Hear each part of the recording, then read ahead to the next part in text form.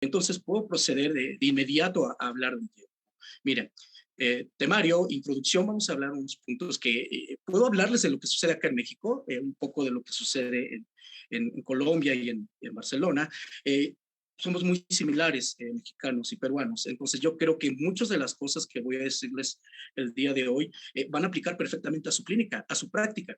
Porque esa es otra cosa. Lo que acabemos de platicar en este lapso de tiempo, acabando la charla, pueden ustedes aplicarlo a su clínica. Esto es definitivo. Entonces, vamos a dar una breve introducción. Vamos a hablar de algunos tópicos de anestesia, unas cosas que son muy controvertidas, que me han preguntado mucho por todos lados donde tengo la oportunidad de expresarme. Analgésicos, que también aquí hay mucho que decir, pero donde hay más es en antimicrobianos. Ya verán ustedes. En antimicrobianos este es un debate, pues para mí eterno, pero vamos a tratar de poner los puntos importantes y el dedo sobre la llaga, por supuesto. Entonces, vamos a ver. Miren, en México hay un organismo que se llama CONAMED. Este se encarga es como un consejo de arbitraje médico. Por ejemplo, el paciente va y se queja, pero no pasa directamente a las instancias judiciales o sí, claro, a la instancia judicial. Hay un organismo que se llama CONAMED que es de arbitraje y trata de conciliar, es conciliatorio. Entonces, CONAMED tiene todas las estadísticas y todo lo que pasa en cuestiones de medicina y de odontología. Entonces, como ustedes pueden ver en la diapositiva, lo que se está dando es estos cursos para tratar de concientizar al odontólogo acá en México sobre la seguridad del paciente. Y entonces nos está hablando de errores que suceden a nivel preoperatorio, errores. El básico es la documentación del expediente clínico y del diagnóstico. Esos son como los números uno. En intraoperatorios, errores de procedimiento. ¿Sí? Y errores cognitivos, o sea, el mal proceder está basado en un mal entendimiento de todos los fundamentos de la odontología, de la endodoncia, de la cirugía, de lo que sea que estemos haciendo. Y posoperatorios, el número uno, errores en la prescripción de medicamentos. Y por supuesto que la falta de seguimiento, claro, de seguimiento del procedimiento odontológico, pero de seguimiento de estas prescripciones. Entonces, desde aquí ya tenemos un problema, por lo menos acá. Entonces, y esto es lo que lo nutre, mitos del odontólogo en torno a la farmacología. Número uno, que este la veo grave, este lo veo, por lo menos acá en el posgrado, donde tengo la oportunidad de compartir con alumnos, pero cada vez es más grave y está nutrido por estas situaciones que pasaron en la pandemia de Facebook, Instagram, donde todo el mundo salió a dar opiniones. Y una de ellas, que me alerta, me preocupa, es que les dicen a los estudiantes que no todo es by the book, que no hay que estudiar. Pero la clínica empieza en la literatura, doctores. ¿Cómo es posible que se pueda decir esto? Entonces, este es uno de los mitos más grandes. Otro, ya hablando de farmacología como tal, es la lidocaína es el mejor anestésico, incluso para embarazadas. Hoy vamos a dejar este punto claro. Esto ha sido desde después de la Segunda Guerra Mundial, este mito lo venimos arrastrando en la odontología. Enviar vasos con agua para que pase el efecto del anestésico. Esto es muy sencillo de explicar, pero se sigue dando. Y no tiene nada que ver el anestésico que ponemos en mandíbula y en maxila y el agua que se absorbe en el tracto gastrointestinal. Entonces, aparte, el mecanismo de acción de los anestésicos es el bloqueo de los canales de sodio dependientes de voltaje y el agua solo nos hidrata. Nunca va a tener la potencia para despegar el anestésico de un canal de sodio que aparte nunca se encuentra. Entonces, esto es un mito que ya fue explicado y no quiero andar en esto porque es como hacerle publicidad a estas personas que inclusive en Instagram, en Facebook, lo siguen diciendo. La articaína es peligrosa y provoca necrosis del paladar. Esto es completamente erróneo. Claro que hay una situación que se llama cialometaplasia necrotizante, pero afecta directamente y no nada más con la articaína. Es el vasoconstrictor y la fuerza desmedida que necrosa estas situaciones, que son las glándulas menores que están en el paladar y provoca una úlcera. No es la articaína. La benzocaína es el mejor anestésico tópico. Vamos a revisar, les voy a enseñar un anestésico tópico que es mucho mejor que esto y además este sí provoca pues, una cantidad de casos de alergia. El ketorolaco y o diclofenaco son la mejor opción analgésica. Voy a mencionar esto, una revisión que hice del papel que tiene el ketorolaco y el diclofenaco en la salud renal, incide de manera negativa, y el diclofenaco en la salud cardíaca, que incide de manera negativa. Entonces, esto, por lo menos en odontología, no se utiliza. Los antibióticos, y están entre comillas porque así no se llaman, Se llaman antimicrobianos y lo vamos a mencionar. Se mandan de 7 a 10 días. Esta es una idea que el odontólogo viene arrastrando desde hace mucho tiempo y ya es momento de poner cartas en el asunto, de qué estamos haciendo acá. ¿Por qué le decimos antibióticos? El nombre correcto es antimicrobianos, pero ¿por qué pensamos que es de 7 a 10 días? Esto hay que revisarlo. Y otra que también se me hace muy importante, que queremos que el maxilofacial o el oncólogo nos solucionen lo que nosotros deberíamos manejar a la perfección, que es todo lo que está arriba. Ajá. Entonces, ahora, los oncólogos son necesarios, extremadamente necesarios, pero son peligrosos en la odontología. Entonces, hay que aterrizar y hay que estudiar. Por eso, con la primera viñeta, no puedo más que no estar de acuerdo. Y si hay estudiantes aquí, les digo que por favor recurran a sus maestros, recurran a la literatura, porque ese es el camino adecuado. Porque no hay que tomar las redes sociales como un journal o un posgrado. No puede ser posible esto. Esto ya se ha mencionado en distintas ocasiones, pero vaya, es el momento en el que están haciéndolo y no hay más que alertar. Es lo único que podemos hacer en los posgrados, desde estos foros académicos donde hay gente respetadísima y gente muy coherente con lo que hace. Y otra que sí la voy a mencionar, tal vez muy poco, pero que es necesario. La clorexida es el enjuague irrigante de elección, pero por supuesto que no. Esto hay que mencionarlo también, porque hay situaciones que, por ejemplo, en otras materias como la medicina oral, como algunas úlceras, herpes, no curan con clorexidina y no tiene nada que hacer en la endodoncia. Y vamos a mencionar qué problemáticas, algunas pequeñas problemáticas que pueden presentarse si utilizamos clorexidina. Entonces, vamos a comenzar. ¿Cómo fundamentamos todo esto que estamos platicando? Con ciencia, con el modelo tradicional, con la pirámide de evidencia, donde en la punta tenemos a la revisión sistemática y metaanálisis, donde ya tenemos estas revisiones bibliográficas muy extensas y que les hacen estadística. Y claro, nutridas ensayos controlados y de estudios de cohorte. Esto hasta aquí podríamos tenerlo de manera muy puntual y confiable. Claro, hay otra pirámide que se llama modelo de las 6 S de Haynes, donde si se fijan, el mejor de nuestros estudios que hay, no nada más en endodoncia, en odontología en general, pues no llega ni a la mitad. Entonces, por lo tanto, no hay tantos estudios realmente apegados a la metodología. Lo actual, que dice que es lo máximo en literatura, es lo que está relacionado con inteligencia artificial, esto que dice aquí sistemas. Y he visto en odontología, en farmacología, un par y nada más. Entonces, seguimos apegándonos a este modelo tradicional. Entonces, todo esto que está acá abajo de casos controles, estudios transversales, no es que no sirva, simple y sencillamente no son tan confiables como una revisión sistemática. Y por supuesto que no nos vamos a pegar a ideas, opiniones, investigaciones con animales e investigaciones in vitro, que en general estos son estudios de sustitución. Ahorita vamos a ver qué es un estudio de sustitución, importantísimo en la farmacología, y por qué no podemos irnos con ideas, opiniones de experto, son peligrosas en una escuela. Bien, regresando a lo que nos presenta CONAMED, es que esto es muy importante. ¿Cómo está tomando el odontólogo decisiones con su experiencia? En un 70% y un pequeño porcentaje con artículos científicos. Y ojalá lo hicieran con libros de textos que ahí tendríamos que revisar, porque el libro de texto está acá en ideas, opiniones editoriales y libros de texto. Y no es que sean malos, lo que pasa es que cuando ya salen al público ya llevan como 4 o 5 años atrasados. Eso hay que considerarlo y esto hay que decírselo las personas, los colegas que estén dando clases, debemos de considerarlo y tenerlo presentes y decírselos a los alumnos. El artículo científico sería lo ideal, muy pocos colegas lo hacen y en la farmacología es fundamental. Entonces, opinión de experto generalmente basada en estudios de sustitución, si no es que en su experiencia. Pero un estudio de sustitución, ¿qué es? Miren, es el doctor Ricardo Gómez en un tema importante como es el cáncer oral. Él estaba desglosando un artículo, esto fue en el simposio de cáncer oral en España, que fue a principios de año casi. Entonces decía, por ejemplo, que hay un artículo que dice que el café ayuda para el cáncer de piel. Y al analizar el artículo dice, es que este es el ejemplo claro de un estudio de sustitución, de entender, en pocas palabras, de entender lo que queremos. El café no es benéfico o no está a favor de que no nos dé cáncer de piel. Lo que pasa es que entre más café toma una persona, pues quiere decir que está trabajando encerrado y no se expone al sol. Entonces, esto es un ejemplo claro de lo que es un estudio de sustitución. Y de esto está lleno la literatura odontológica, en farmacología, en endodoncia, no se diga. Entonces, hay que entender lo que estamos leyendo. Y otra cosa, vean lo que dice el padre de la medicina basada en la evidencia. La mitad de lo que aprendemos en odontología, fíjense bien, está obsoleto, erróneo o desactualizado en menos de 5 años. Así, después de que nos graduamos. Pero ¿saben cuál es el problema?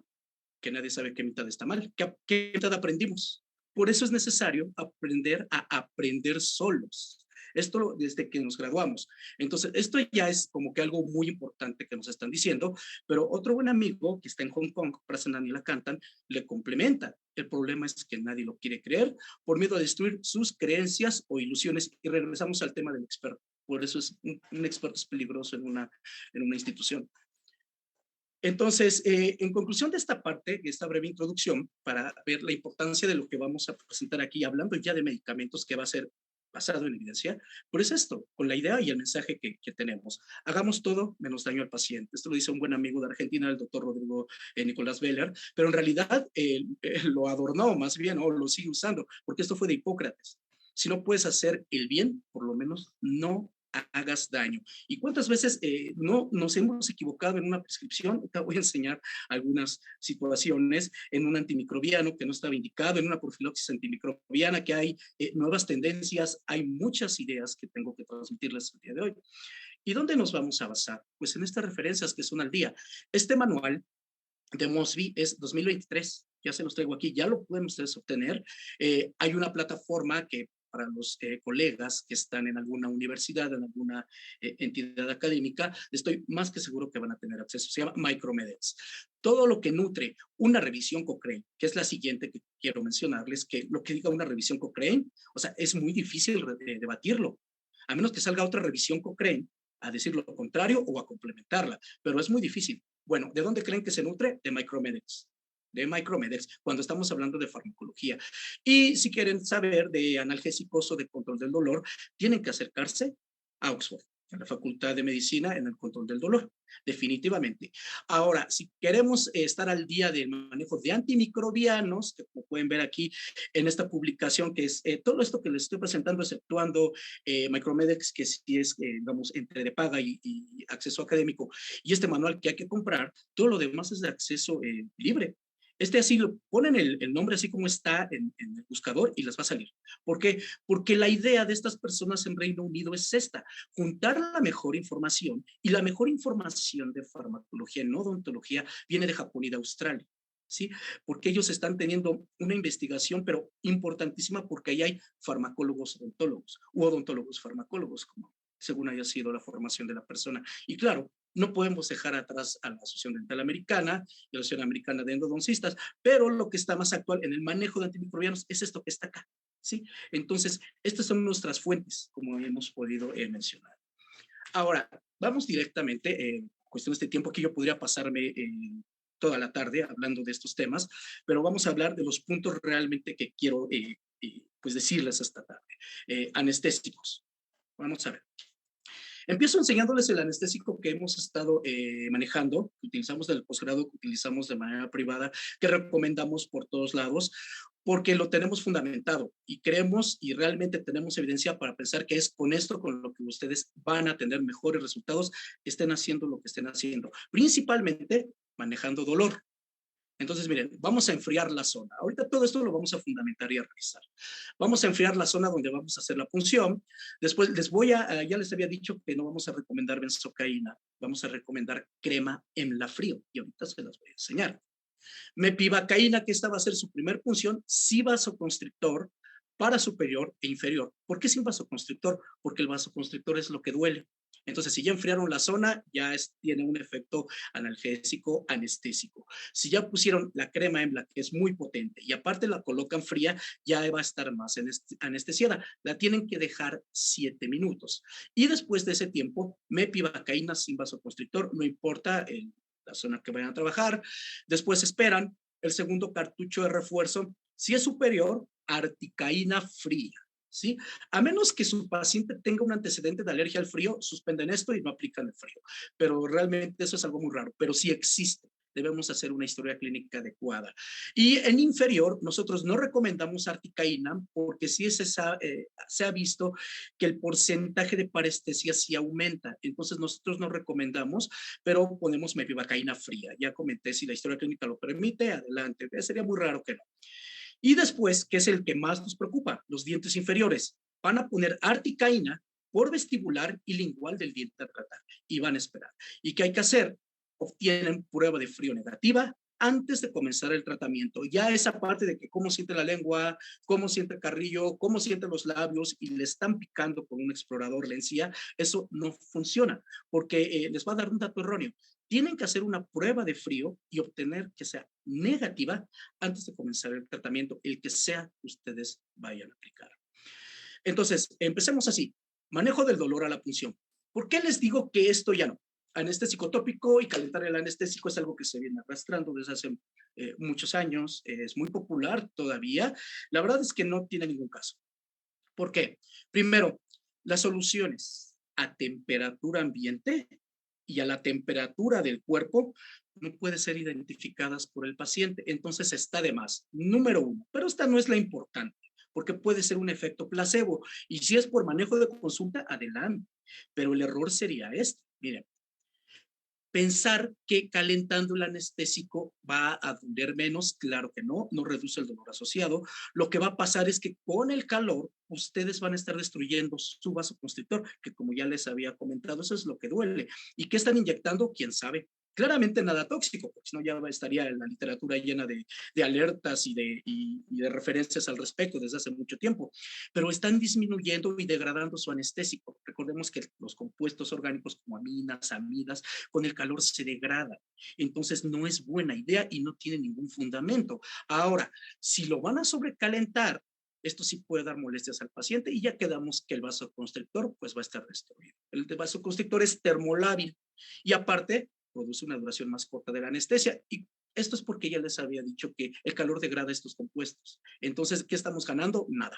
Y otra cosa, se ha demostrado que después de que el cartucho de vidrio ya lo calentamos, lo vamos a poner en una jeringa de metal a temperatura ambiente y a una aguja que también está a temperatura ambiente y va a regresar a esa temperatura. Entonces, el efecto solamente es placebo y si ustedes quieren seguir haciéndolo, adelante, pero al paciente díganle, miren, aquí estoy calentando por lo que ustedes quieran, el argumento que ustedes digan, pero realmente hagan lo que es correcto farmacológicamente hablando. Otra, por el contrario, vamos a aplicar crioanestesia. El enfriamiento sin inducir congelamiento en piel o mucosas ha sido utilizado por mucho tiempo. En realidad es parte de algo que se llama crioterapia, pero cuando estamos hablando de anestésicos es crioanestesia y lo pueden conseguir claramente, por ejemplo, con cloruro de etilo. Si vemos un encuentro deportivo y hay un lesionado, ¿qué es lo que hacen las asistencias primero? Le aplican frío, cloruro de etilo. Nosotros lo utilizamos en distintas versiones, podemos aplicar inclusive hielo para enfriar la zona, etcétera, poner en el refrigerador nuestros medicamentos y en este caso, pues enfriar el anestésico. Esto es lo que estamos haciendo. Esta aplicación de crioterapia pues ha sido muy mencionada, inclusive hemos participado en irrigar, por ejemplo, estos estudios de irrigar al final del procedimiento endodóncico con agua bidestilada o suero frío para disminuir el dolor postoperatorio y la cantidad de analgésicos que va a tomar el paciente en casos con necrosis y periodontitis apical sintomática. Entonces, se han dado muchos estudios y muchas variantes de esto. Entonces, sí está bien que empleemos el frío. Hay algunos de los estudios en los que hemos participado, pero también lo que hemos estado haciendo, por ejemplo, en cirugía, cuando estamos haciendo incisiones, cuando estamos elevando periósteo, estamos goteando agua bidestilada fría. Yo prefiero agua bidestilada fría. ¿Por qué suero no me gusta? Porque el suero fisiológico produce acidosis celular. Ahora, algo que de lo que están viendo en la pantalla es lo que están haciendo los turcos con esta literatura que ustedes ven.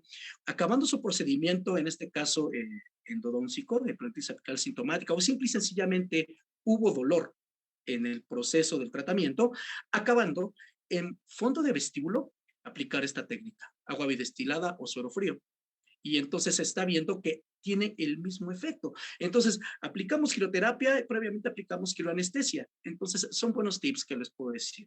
Ahora, en cuanto a enfriar el sitio de inyección, pues los mejores pacientes para decirnos esto, si funciona o no, son los pediátricos. Y está reportado que así es.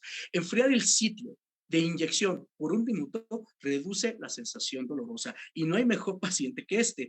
Igual, esto se hace seguir investigando, por ejemplo, este artículo de la Universidad de Tailandia, de la Sociedad de Tailandia, lo menciona claro, pero para aplicar vacunas como la del tétanos, que es muy dolorosa. Entonces, ¿qué hacen? Le ponen frío previamente y con eso proceden.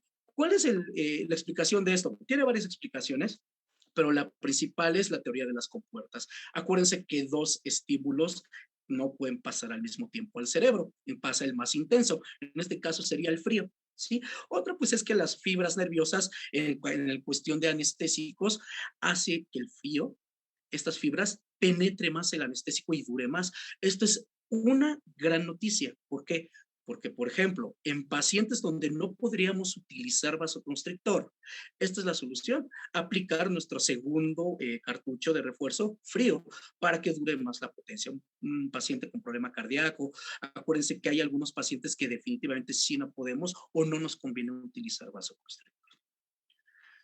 Eh, como les estaba diciendo, aplicar esta técnica de crioanestesia con la manera que ustedes quieran. Puede ser agua fría, una gasa enfriar con cloruro de etilo, con Endoice, con lo que ustedes quieran, para previamente colocar este frío, secar y después proceder a colocar el anestésico tópico que les voy a recomendar y después hacer la punción. Y con esto van a tener más eficacia. Miren, esta es se llama mezcla de técnica. Comercialmente se llama crema EMBLA, así se le conoce. Para ponerla en los artículos, ustedes la van a encontrar así, como mezcla eutéctica, que significa que agarraron dos anestésicos, que es lidocaína y pilocaína en el laboratorio de farmacología, las calentaron e hicieron una pomada. Eso es lo que significa mezcla eutéctica. Entonces, ha sido investigada desde los 90. ¿Sí? Y de algunas situaciones que he podido o que me han preguntado en lugares donde tengo la oportunidad de dictar este tema, que en las indicaciones está que no se puede aplicar a mucosas, pero desde los 90 se aplica a mucosas, desde los 90. Entonces, miren, aquí está. No está indicado, algunos autores han reportado que esto es muy efectivo, en realidad, no hay ninguna contraindicación. Claro, si está una herida o algo así, lastimado, una úlcera, no se aplica ahí. Pero en la mucosa para aplicar como anestésico tópico está completamente indicada para niños y para mujeres embarazadas es lo ideal. También se ha utilizado, por ejemplo, para hacer la incisión y drenaje de algunos abscesos. Para biopsias, ahorita que estoy teniendo mucho contacto con los médicos orales acá en México, les he recomendado esta crema y han empezado a hacer biopsias con esto sin mayor problema, biopsias pequeñas. Y también se ha colocado, sin necesidad, por ejemplo, si van a hacer algún procedimiento muy sencillo, pues poner el aislamiento absoluto con crema hembra. Entonces, y otra cosa, no interfiere con la cicatrización, porque, por ejemplo, también la hemos utilizado para retirar suturas. Entonces, el paciente responde de manera muy favorable y no interfiere con la cicatrización. Y como les estaba contando, desde los 90 está siendo reportada que se aplican cosas. Inclusive, se utiliza en ginecología. Y entonces, y desde a finales de los 80, entonces sí se aplican cosas sin mayor problema y qué cosa más delicada que esta, donde trabajan en ginecología. Entonces, ¿cómo se va a utilizar? Principalmente lo vamos a dejar que se absorba durante 5 a 7 minutos. Eso es lo adecuado, porque se va a aplicar en esta membrana mucosa y ese es el tiempo que tarda en absorberse y hacer su efecto pues máximo. En la piel tarda hasta 1 hora, porque esta crema también se utiliza para hacer tatuajes, para hacer piercings y este tipo de procedimientos cosméticos, en realidad. Pero nosotros lo aprovechamos así. Es muy eficaz para periodoncia, también se está utilizando, les decía que desde los 90, entonces no hay ninguna contraindicación para utilizarla. Y una vez más, son los niños los que nos dicen qué es lo más efectivo. Al comparar crema EMBLA, es una de las presentaciones, insisto, puede tener otro nombre en los distintos países de Sudamérica, sí me he encontrado con eso, pero a final de cuentas es mezcla eutéctica, lidocaína con pilocaína. Entonces, al compararla con algunos tópicos más populares como la benzocaína y la lidocaína, crema EMLA es superior. Y por supuesto, lo que les estaba diciendo, que se utiliza para hacer biopsias, pequeñas biopsias, y una vez más, para pues batallar con esta parte de los niños que tienen hacia la fobia, porque realmente quedan muy anestesiados con esta crema. Esta es la presentación que pueden encontrar acá, no sé, en México, en algunos países sí me han comentado que lo encuentran. Desconozco si tiene otro nombre en Perú, pero a final de cuentas es lo mismo, lidocaína con pilocaína, crema, y les dura, pero bastante. La verdad es que les dura bastante. Y como les estaba diciendo, también es el tópico recomendado para embarazadas. ¿Sí? Y entonces hacemos a un lado benzocaína, que está catalogado como categoría C. Y aparte, me podrán decir, porque esta es de una de las preguntas, adelantándome un poco, lo que pasa es que la pilocaína está contraindicada en embarazo. Sí, pero recordemos que lo tópico se absorbe 1%, nada más. Y entonces no hay manera de que esto te provoque un daño adverso. Tal vez una alergia sí, a una alergia, pero no precisamente a estos anestésicos, sino al vehículo o a algún otro constituyente de la pomada. Pero sería muy raro, yo nunca lo he visto. De hecho, no conozco a alguien hasta el momento que yo le haya recomendado crema EMLA y me diga, no me funcionó, no me sirvió o le hizo un mal a mi paciente. Eso no, eso por lo menos hasta el momento no me ha pasado. Hay una presentación de crema EMLA para periodoncia. Nada más que hay que conseguir este aditamento. Es una presentación en más forma de gel, pero es técnicamente lo mismo. Y se llama Oraquix. ¿Y qué están haciendo los periodoncistas? Pues están colocando este gel, que es una crema EMLA en gel, directamente en la bolsa periodontal, esperan los 7 minutos y empiezan a trabajar.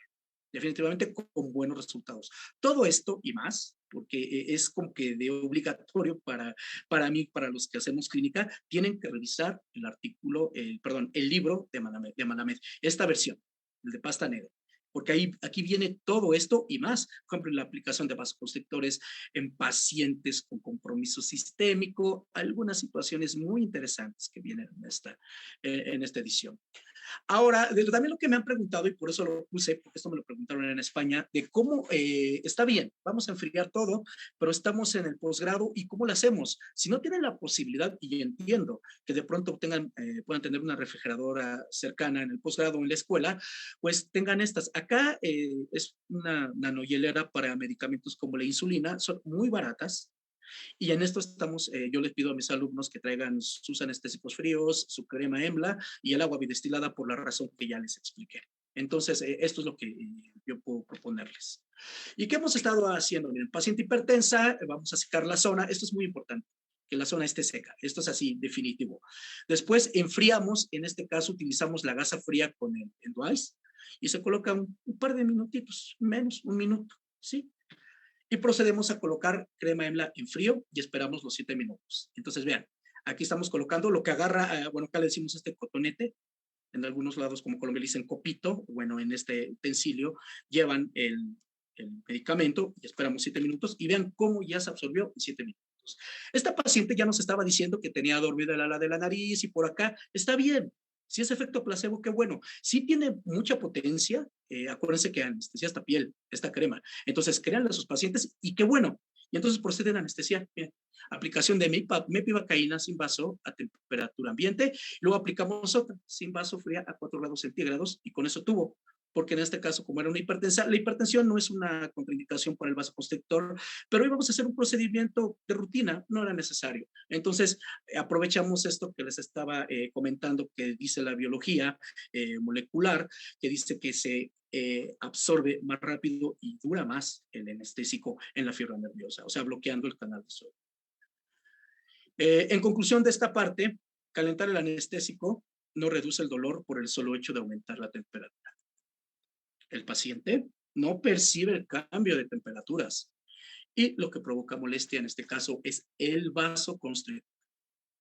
Calentar el anestésico destruye al vasoconstrictor y el anestésico sin vasoconstrictor es más cómodo para el paciente y estoy más que seguro que todos aquí han visto a los pacientes o si no que de experiencia propia lo que es anestesiar dientes anteriores. Inclusive el paciente dice me quema, es el vasoconstrictor. Entonces pongamos atención en esta parte. Otra cosa que les estaba comentando, si hay anestesia en tejidos blandos, labio, mentón, lengua, ¿puedo comenzar el tratamiento? No. Acuérdense que ya lo habíamos comentado y esto no, o sea, esto ya tiene que cambiar porque si no los pacientes hicimos todo nuestro protocolo, acuérdense que pacientes con dolor son más complicados de anestesiar por cuestiones de pH, tenemos que elegir mepivacaína y articaína. Si vieron el protocolo no recomendamos lidocaína porque lidocaína en situaciones de dolor no funciona. Fue lo que encontraron, yo creo, los maestros antiguos, por lo menos acá en México. Recuerdo que cuando yo estudiaba, nos decían, si el paciente tiene una infección o dolor, no lo anestesias, medícalo y que venga cuando se le pase. O sea, ahorita yo lo veo como todo lo contrario para lo que estamos, ¿no? ¿Qué solucionar ese problema?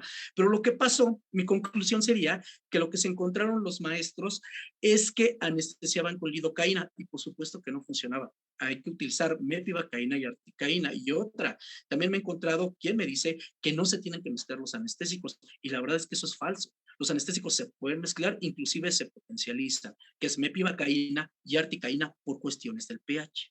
Bueno, entonces, partiendo desde ahí, como ya vimos que es muy difícil anestesiar un paciente de estas condiciones, hay que hacer una prueba para verificar anestesia pulpar, en este caso es la prueba de frío, aunque yo voy a hacer periodoncia, cirugía, extracción. ¿Por qué? Porque si ya está anestesiado el tejido pulpar, créanme que está anestesiado todo. Si nosotros aprendemos, así se lo digo a mis alumnos, inclusive algunas oportunidades que me han invitado a dar a pregrado, a licenciatura, les digo, si ustedes aprenden a manejar el dolor de pulpitis irreversible y de periodontitis apical sintomática, ya están listos para todo. Y con estos conceptos de biología molecular y de farmacología, la insensibilidad del labio no indica anestesia pulpar. Y la insensibilidad de tejidos blandos es un pobre indicador de anestesia pulpar. Entonces, partiendo desde ahí, no me queda más que recomendar que hagan una prueba de frío y entonces, ya que obtengan que el paciente realmente siente nada, podemos proceder. Acuérdense de esto, en presencia de infección, no se puede anestesiar, solo se medica y se cita hasta que se pase la infección. Era lo que me decían mis maestros. Pero si el fundamento actual es identifico y elimino la causa y después trato el síntoma, identifico es diagnóstico, definitivamente. Eliminar la causa es el procedimiento dental y tratar el síntoma definitivamente es con fármacos. Entonces también puede ser con esta aplicación de frío. Esa es la parte no farmacológica. Pero así es como hacemos nuestro protocolo. Doctor Manuel León Mendoza, si tiene alguna pregunta, la revisamos al final, por favor, con muchísimo gusto. O a menos que tengan alguna indicación de si se está escuchando bien o se ve la pantalla. No sé, doctor de Negri, ¿todo marcha bien?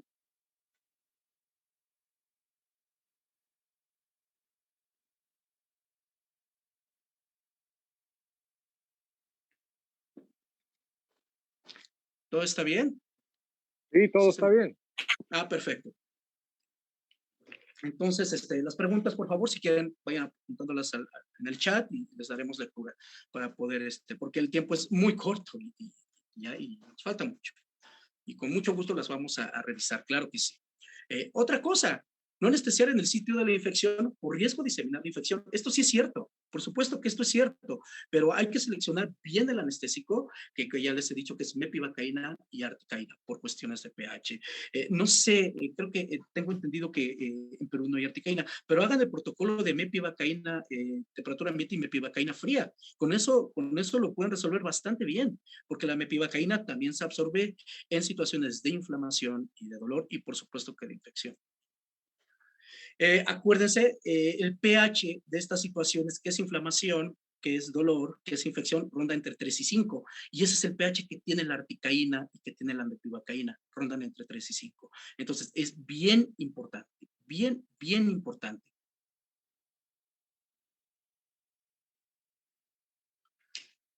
Muy bien, entonces, esto es lo que sucede, por ejemplo, cuando tenemos un diente que en la literatura le van a llamar diente caliente o un diente con dolor, llegamos con nuestra lidocaína, aplicamos nuestra técnica y vean cómo va irritando la aguja.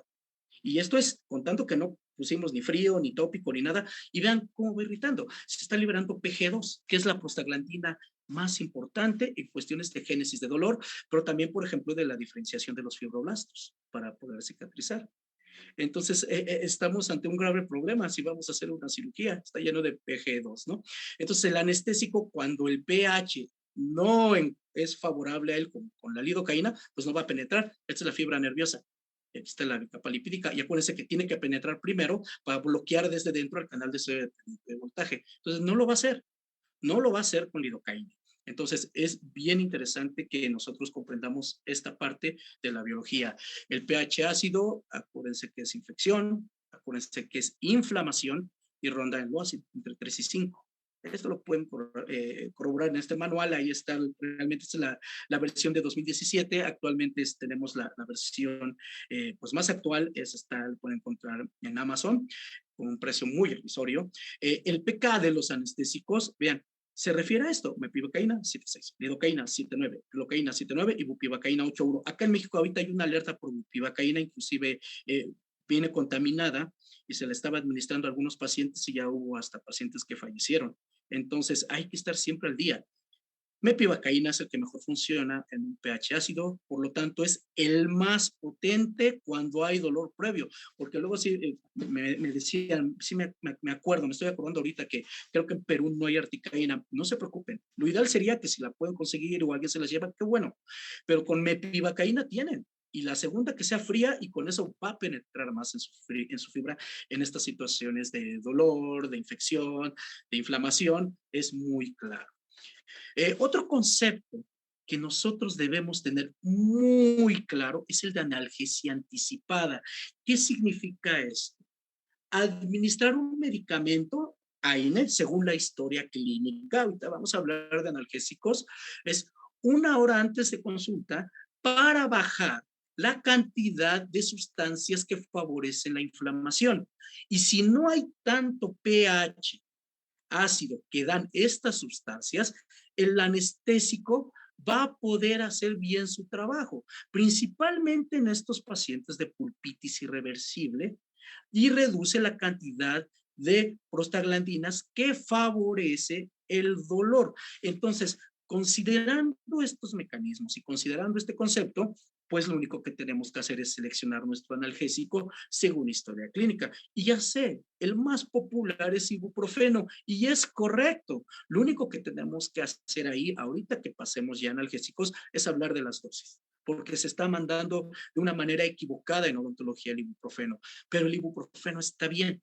Inclusive si hay pacientes que no pueden tomar ibuprofeno, el paracetamol, que es el siguiente medicamento, también funciona para bajar ¿qué? La concentración de PG2, principalmente es la PG2 por ese momento. Porque si la inhibimos de manera así, por eso no está bien que estemos enviando analgésicos a grandes dosis y de manera así en muchos días, porque aparte de que le pegamos al riñón, al corazón, también estamos evitando que nuestro paciente regenere, porque la PG2 es necesaria para la diferenciación de los fibroblastos. Entonces, todos estos conocimientos son fundamentales para que nosotros tomemos decisiones. Los AINES son capaces de reducir los niveles de esta PG2 al 95% después de una cirugía periodontal. Está bien, un día o dos. Inclusive pueden utilizar hasta corticosteroides. El problema sería que lo utilicemos de una manera por muchos días para que el paciente no le duela. Y la verdad es que entonces quiere decir que si el paciente sigue teniendo dolor, es que algo ya falló en diagnóstico o algo por el procedimiento o empezó otro problema. Entonces, lo que sí está bien, como ya hemos mencionado, que manden un AINE 1 hora antes para poder tener mayor éxito anestésico. Otra que me he encontrado, esta sí tuve que ponerla porque recién tuve un debate de esto y creí que esto ya estaba más que resuelto, por decirlo de alguna manera, pero insisto, aquí se nota el daño que hacen estas personas que dan lives de Instagram, de Facebook y de no sé qué, que no tienen la menor idea de lo que están hablando. Me han dicho que en caso de tener casos de necrosis pulpar, no hay que anestesiar. Esto es equivocado, porque si recordamos la presencia de las fibras C, que están en la pulpa, que viven en el centro pulpar, vamos a llamarlo así, sobreviven la hipoxia de la necrosis. Y entonces no es extraño y no es que hayamos equivocado el diagnóstico. Lo que pasa es que sobreviven la hipoxia de la necrosis. Y entonces estábamos haciendo el procedimiento, el acceso, inclusive pretendemos ya instrumentar y el paciente le duele. ¿Qué pasó? Pues es una fibra C, porque no anestesiamos. Entonces hay que anestesiar en los casos con necrosis. Y ya está. Articaína no se debe usar en niños y en mujeres embarazadas. Este sí ha sido un debate que tuve, pero de manera muy importante. Y me dijeron esto, así tal cual se los pongo. Si la articaína fuera tan buena como dicen los dentistas, se usaría de manera cotidiana en procedimientos como la cesárea. Ok, doctor, entiendo su punto, pero se usa en ginecología y en situaciones como la cesárea. Entonces, es que el problema de la farmacología no nada más es de la odontología, es de la rama médica en general. Es una de las materias que hay un consenso acá en México donde se juntan todos los maestros de farmacología de bastantes facultades, también los de UNAM, y solamente hubo una doctora que era odontóloga, que daba farmacología, y la conclusión es de que los alumnos pasan de la manera como sea la materia y cuando terminan la carrera, lo primero que hacen es ir a inscribirse a cursos de farmacología. O sea, no se está cumpliendo el objetivo de esta materia en las escuelas y no estamos enseñando bien farmacología. Este es un gran problema y por eso tenemos este tipo de declaraciones. Ujú. ¿Qué pasa en realidad con la articaína? ¿Por qué yo menciono? Y bueno, no es que yo lo diga, es lo que dice la literatura y gente, pero mucho más importante que yo, pero mucho más importante que yo, hablar de la articaína. Primero es la vida media. La vida media, acuérdense, que es el tiempo que le lleva a un organismo a dejar el fármaco que se le administró al 50%. Entonces, por ejemplo, si ustedes se fijan en este cuadro, la lidocaína tiene una vida media de 90 minutos y después de 6 vidas medias, cualquier organismo elimina pues, los fármacos que se le administraron. Entonces, le llevaría a cualquier persona, según más o menos función hepática y renal, 9 horas eliminarla, a la lidocaína. Y a la mepivacaína, casi 12 horas. Articaína tiene una vida media de 27 minutos. Y entonces, para una persona le llevaría un poco menos de 3 horas. ¿Sí? Entonces, esa es la importancia de conocer estos conceptos de farmacología y más de anestésicos, porque es lo que hacemos diario.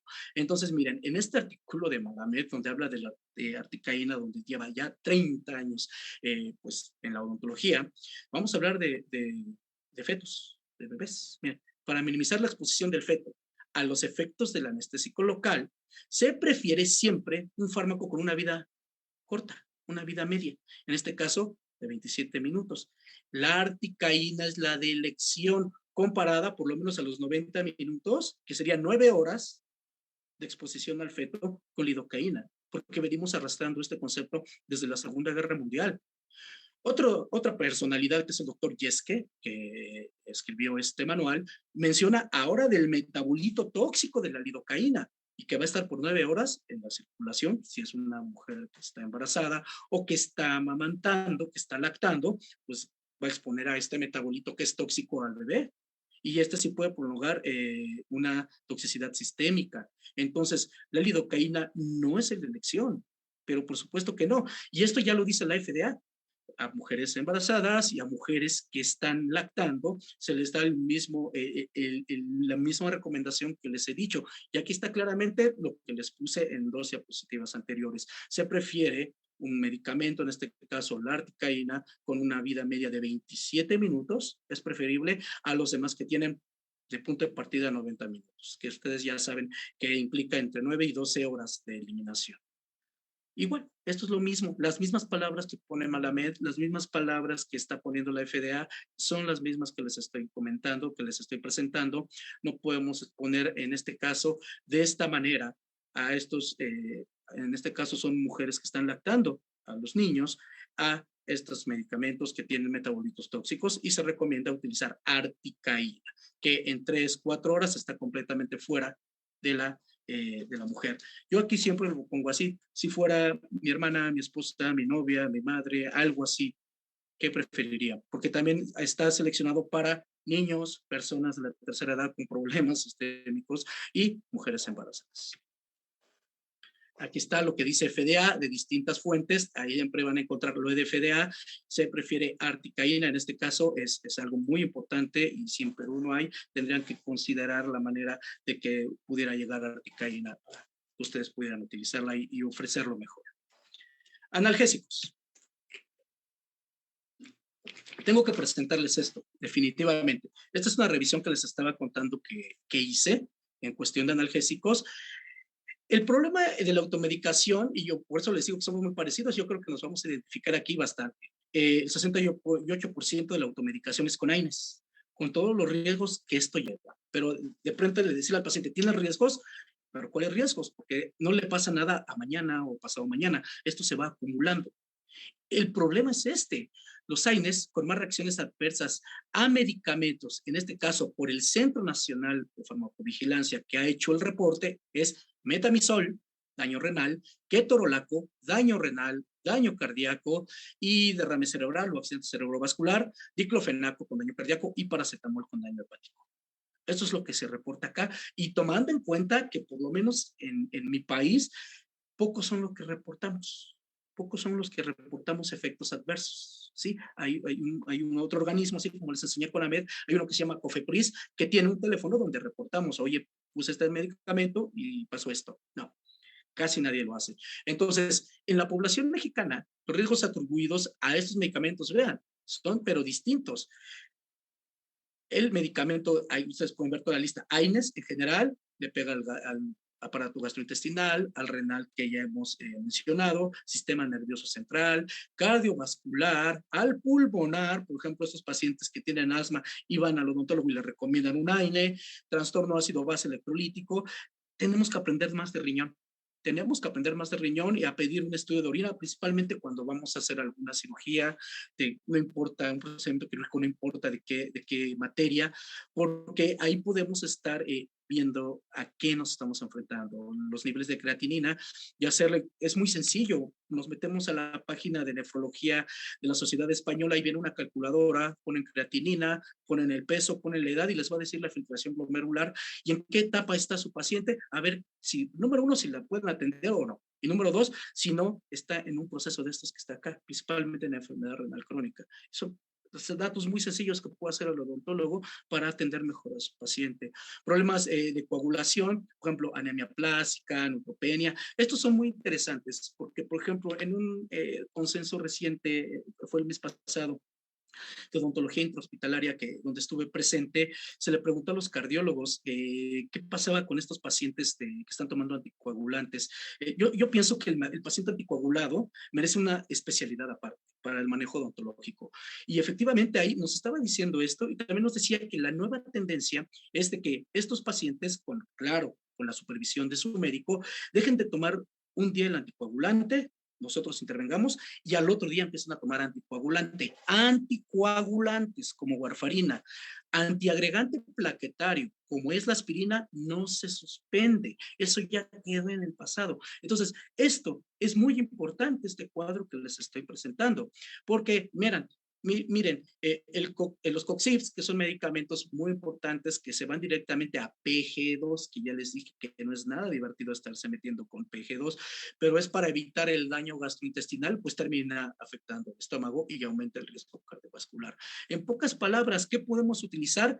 Los medicamentos que ahorita les voy a presentar, pero con las dosis adecuadas. Eso es lo que podemos hacer. Porque miren, se ha reportado, por ejemplo, en las guías internacionales, las dosis alteradas de ibuprofeno, ketorolaco y diclofenaco. Y por lo menos acá en México el diclofenaco se da mucho en los servicios de salud pública. Entonces estos son los que tienen más reportes. También acá había nimesulida, pero ya no está más. Y este es más hepatotóxico que el paracetamol, para que lo consideren. Desconozco si en Perú está vigente la nimesulida. Y hay otros medicamentos que también están presentes, como metamizol, piroxicam y meloxicam. Como pueden ver, el que provoca mayores reacciones, por lo menos acá, es metamizol, ketorolaco y diclofenaco. Como se los he comentado y creo que en algunas otras oportunidades que he estado en Perú lo he mencionado. ¿Qué protocolo estamos recomendando nosotros para el manejo de dolor en el consultorio dental? Principalmente, bueno, nosotros hacemos endodoncia y hacemos medicina oral, intervenimos mucho en cuadros de dolor agudo. Recomendamos el popular, ibuprofeno 400 miligramos cada 8 horas. Ese no ha cambiado, no es el mejor, pero tampoco es el peor. Es decir, hay mejores que ibuprofeno, siendo ibuprofeno muy bueno. Naproxeno, aquí sí quiero hacer un énfasis, porque he visto naproxeno que la dosis adecuada es 550 miligramos cada 24 horas. Lo he visto recetado cada 6 horas, cada 12 horas. No, porque le van a perforar el estómago al paciente. Entonces, naproxeno es 550 cada 24 horas. Y ketoprofeno, no sé si allá lo tengan. Yo creo que sí, porque este es de laboratorios internacionales. La dosis es entre 100 y 150 miligramos cada 24 horas por la misma razón que el naproxeno. Puede perforar si nosotros no nos apegamos a la dosis que están siendo recomendadas. Ahora, el paracetamol, esto inclusive me lo han preguntado alumnos de otros posgrados ahí en donde doy clases, se me han acercado, porque mis alumnas saben muy bien que 500 es antipirético. Algunos ya ahorita le están llamando anticalórico a eso de medicamento, pero en realidad es antipirético. Pero la propiedad analgésica empieza a partir de los 650 miligramos de paracetamol. Y yo entiendo, tal vez el paciente luego no encuentra esta presentación. Me han dicho que sí la encuentran, muy sencillo, por lo menos acá. Pero si no la tienen por allá, ten el gramo de una vez. No va a pasar nada. Acuérdense que la dosis al día es máximo 4 gramos, pero para hacerlo de manera correcta, así para individualizar, es 50 miligramos por el peso del paciente. La cantidad que le salga la dividen entre 3 y eso lo dan cada 8 horas. Esa es la manera adecuada y principalmente en niños. Repito, 50 miligramos por el peso del paciente, la cantidad que le salga, la dividen entre 3 y eso lo dan cada 8 horas. Pero si en dado caso que ustedes sí tengan acceso a esto, adelante, 650 miligramos o 1 gramo cada 8 horas, ¿sí?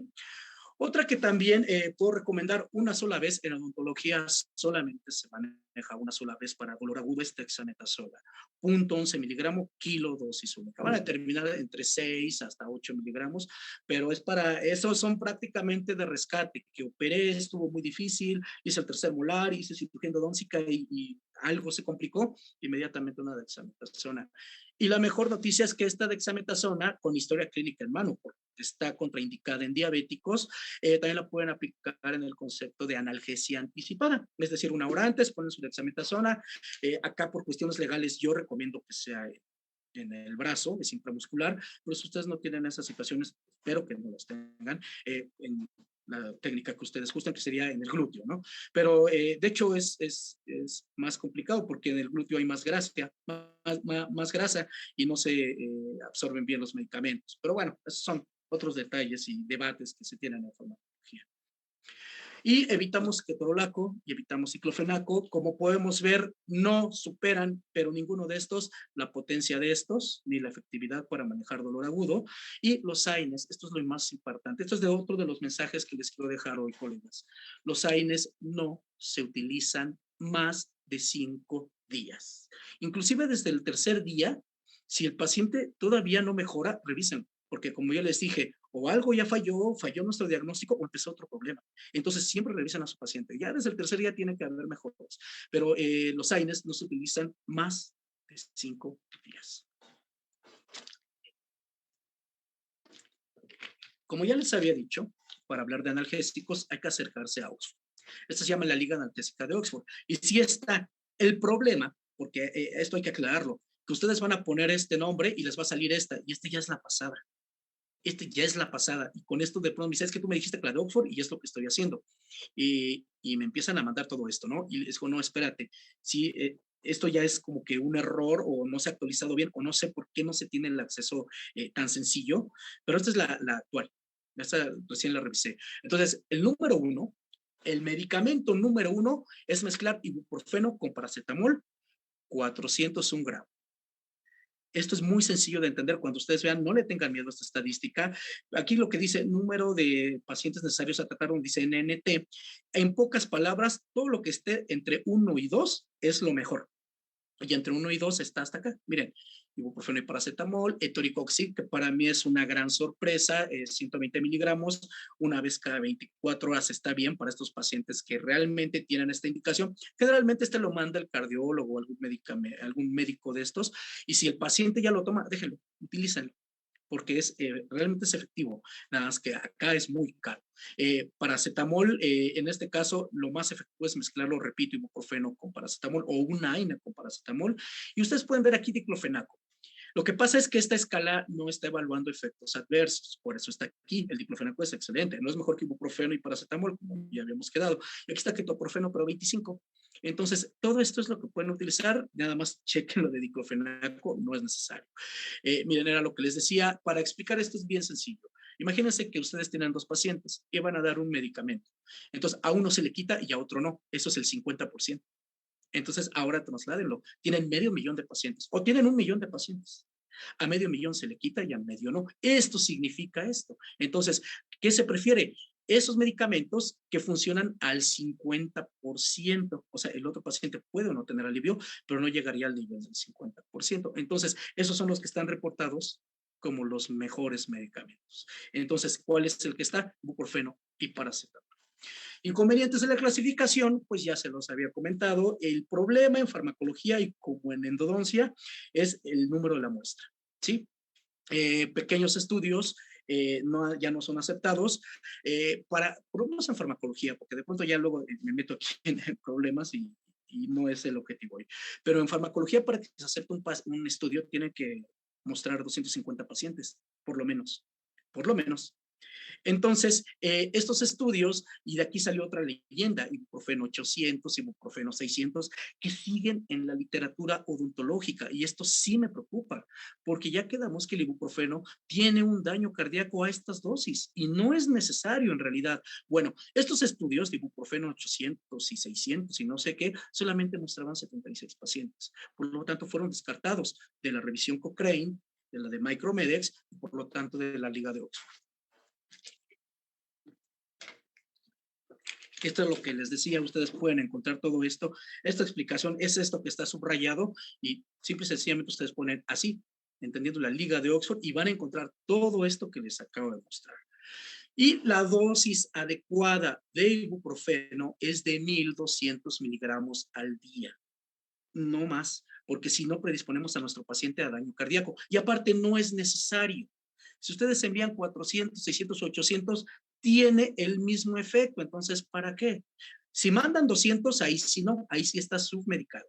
Ahí sí ya está reportado. Aunque algunas presentaciones tienen el objetivo comercial, ¿no? Te venden la presentación a 200 para que te tomes dos y les compres más. Eso sí pasa. Acuérdense que la farmacología es una ciencia, pero la farmacéutica es un negocio. Entonces, eso sí pasa. Te la ponen por colores porque hay un estudio donde dice que lo rojo el paciente lo identifica para el dolor y lo da más caro. O sea, ese tipo de cosas sí suceden, pero en la parte científica pueden ustedes ver que la dosis de ibuprofeno, la base es 400.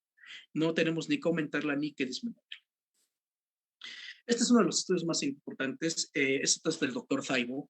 Él teorizó, primero publicó su tesis, le dio seguimiento en un journal donde se dedican a eso con la promesa de que al final tienen que ponerlo en un journal de alto impacto como es JAMA. Entonces lo que él hizo y lo que él pensó es realmente interesante porque combinó paracetamol con ibuprofeno y lo aplicó en estos pacientes que iban a ser sometidos a cirugías de cadera, todo este tipo de situaciones, comparados con morfina, y encontró que la mezcla ibuprofeno-paracetamol, como se las mostré en la Liga de Oxford, es superior o igual a la morfina y tiene menos efectos adversos. Y por lo tanto, la mezcla o la indicación es 1 gramo, 400, como está en la Liga de Oxford. Y no hay que estar enviando 200, porque ahí estamos submedicando, por eso de 200, 500, no lo confirmaron en este estudio. Y aparte, la mejor noticia de esto es que fueron 551 pacientes.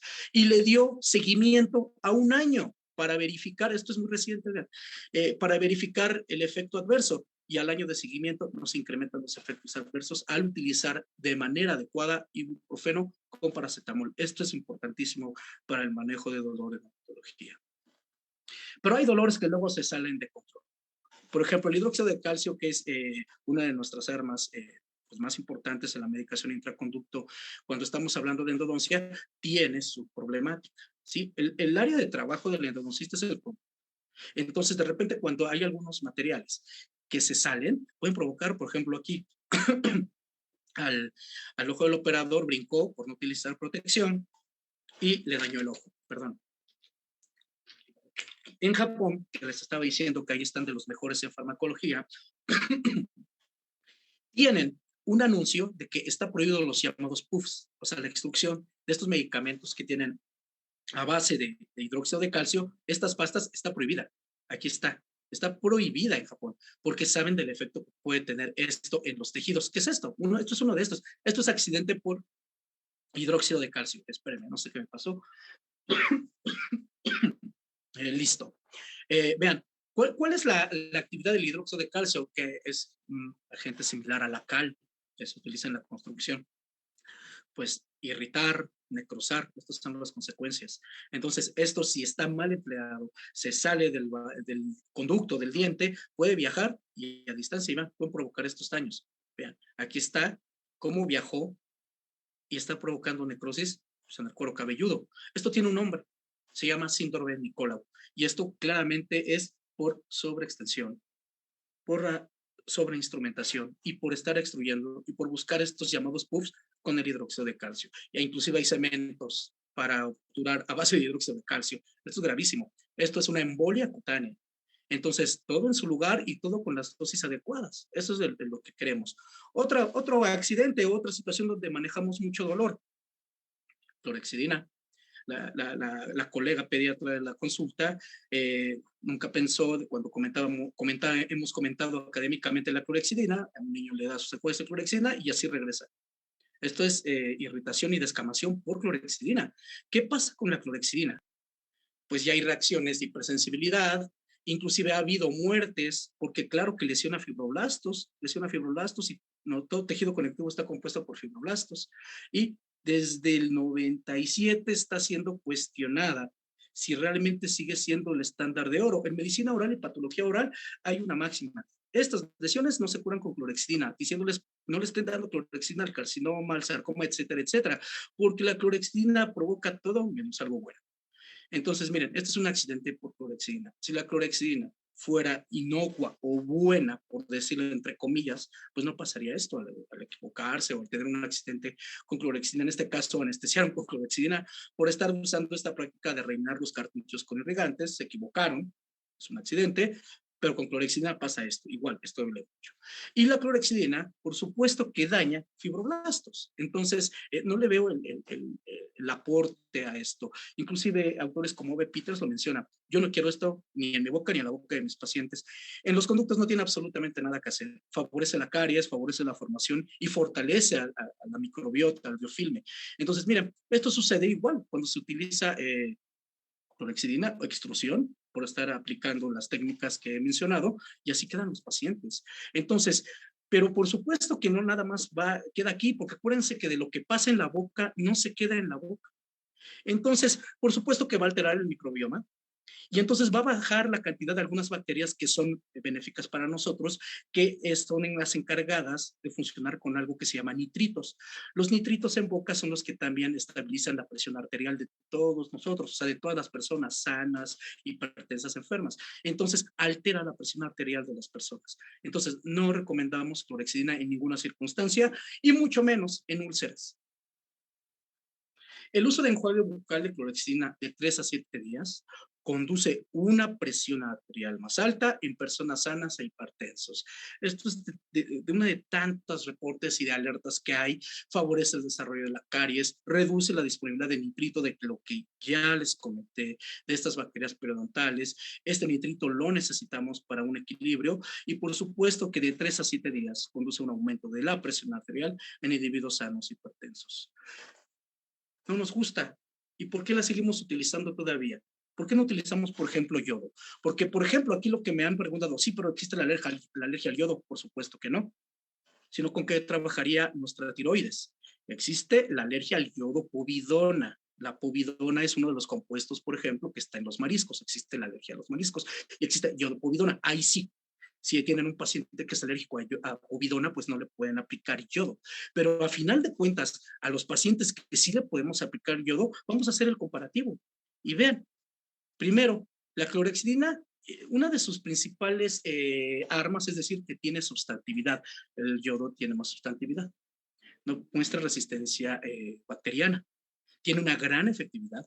Tiene una pequeña toxicidad por ser yodo, no por la povidona, ya quedamos, eso es otra historia. Inclusive, esto sí es debatible, por ejemplo, en cuestiones de autoras como Basrani, Bettina Basrani, ha mencionado que la clorhexidina en contacto o al estar expuesta a la temperatura del organismo, forma un compuesto que se llama PCA, y este es carcinógeno. También al mezclarlo con hipoclorito de sodio, pero hay quien dice, pues yo no uso hipoclorito de sodio, pero la dentina tiene cloro como impureza, entonces se va a formar y se va a pigmentar y eso se llama PCA y hay literatura que dice que provoca cáncer. ¿Para qué nos metemos en eso? Altera varias sensaciones como el gusto y el yodo no tiene ningún efecto secundario y es, como ya les había dicho, una larga sustantividad y aparte es mucho más barato. Entonces, entendamos esto.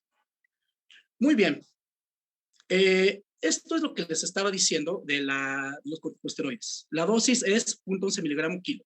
En este caso, si la van a aplicar para analgesia anticipada, que sea una hora antes, ¿sí? Y entonces ustedes van a poder mejorar, número uno, su técnica anestésica y al paciente el posoperatorio va a ser más tranquilo. Y después de esto ustedes pueden manejar su protocolo analgésico como ya les he mencionado, como hemos aprendido el día de hoy. Estas son algunas presentaciones que hay acá en México. Como les decía, o van a terminar entre 4 y 6 según lo que ustedes hayan visto que pesa su paciente. Contraindicado en pacientes diabéticos. Acuérdense de eso, doctores, por favor. Parece que ya se me aclaró la garganta. Muy bien. Y vamos a pasar a esta parte de antimicrobianos. Miren, se llaman antimicrobianos. En realidad, ya para no meternos en más debates, no vengo a cambiar nada, porque si definitivamente le seguimos diciendo antibióticos, todos entendemos qué es. Pero el nombre correcto es antimicrobiano, ¿sí? Desde el punto, voy a leer textualmente esto, desde el punto de vista técnico, los antibióticos difieren de los quimioterápicos en que estos últimos son productos de síntesis química, aunque algunos como las sulfas tienen actividad antibacteriana, por lo que se ha propuesto el término antimicrobiano para describir a todas las sustancias con esta actividad, ya sean naturales o de origen sintético, desde los 90.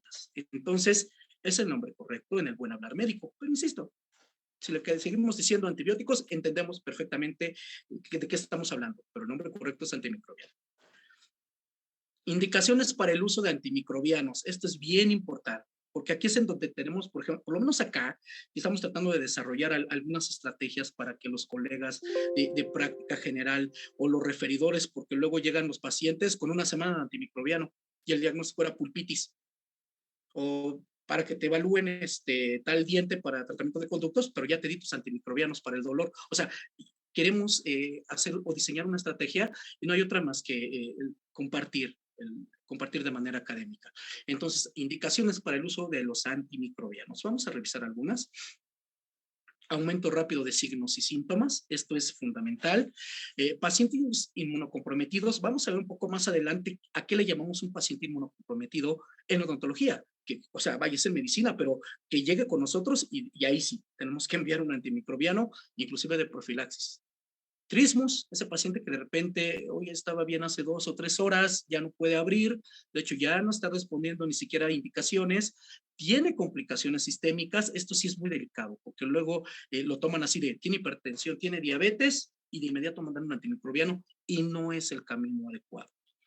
Esta sí, temperatura mayor a 37 grados. Aquí sí, si está todo esto junto y la parte tiene temperatura, esa es una infección.